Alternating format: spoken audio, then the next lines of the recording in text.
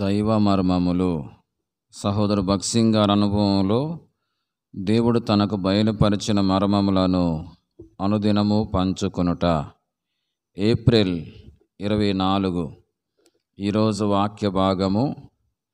కాగా దేవుడు తన ఐశ్వర్యం చొప్పున క్రీస్తు యేసునందు మహిమలో మీ ప్రతి అవసరమును తీర్చును.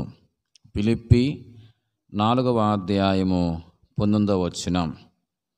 నేను సిక్కు మతస్థునిగా ఉన్నప్పుడు దేవుడు చాలా దూరమున ఉన్నాడనుకొంటిని, కానీ దేవుడు చాలా సమీపములో ఉన్నాడని ఇప్పుడు నేను చెప్పగలను.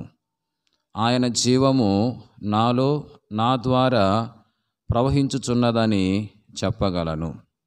ప్రతి విశ్వాసి ఎడల దేవుడు ఒక ఏర్పాటును కలిగి ఉన్నాడు. నా నిమిత్తము ఇతరులెవరునూ ఏ ఏర్పాటును చేయజాలరు. దేవుడే నన్ను పిలిచిననియు, దేవుడే తన ఏర్పాటు ప్రకారము నన్ను నడిపించుననియు చెప్పగలను. నీ నిమిత్తము దేవుని ఏర్పాటు ఏమిటో నీవు తెలుసుకొంటివా?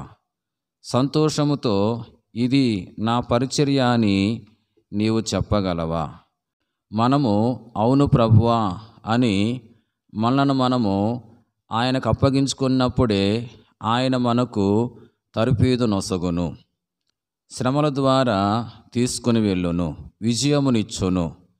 నా ప్రారంభ జీవితము ఒక ఆశ్చర్య కార్యము. నాలో ఏ తలాంతు లేదు, ఎన్నో కొదువులు కలిగిన వాడను. కానీ ఆయన కృపచే ఒక సంగతి ఎరుగుదును, నేను ఆయన ఏర్పాటులో ఉన్నాను. మొదటిగా మనము ఆయన్ను స్తుతించుట నేర్చుకొనవలెను. దేవుడు నీకు వర్తమానమును అనుగ్రహించిన ఎడల నీవు ఆయన నోటిబోరగా ఉండవలెను.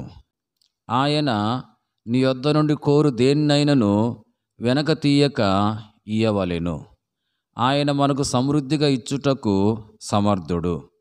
గత 50 సంవత్సరముల అనుభవంలో దేవుడు ఏదైనా తక్కువ చేసినట్లు నేను ఎరుగను. Praise the lord.